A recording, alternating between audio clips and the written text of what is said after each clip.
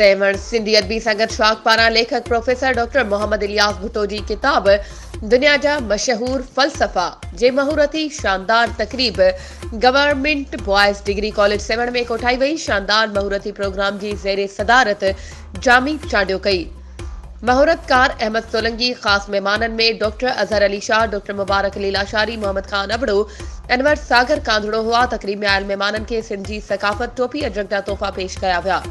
दिल हिन शानदार तकरीबी महूरती प्रोग्राम में सियासी समाजी मोज़िज़ शहरन, वकील बिरादरी, साफ़ सां गॾु शाइरन, अदीबन, लेखक ऐं कॉलेज जे उस्तादन समेत शागिर्दन वॾे अंग में शिरकत कई।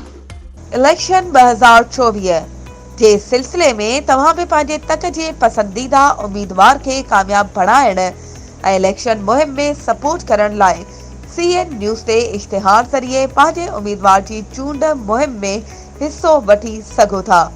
त पोइ देर छाजी, हाणे असां सां राब्तो करियो ऐं पंहिंजे इश्तिहार CN न्यूज़ नेटवर्क ते बुक करायो।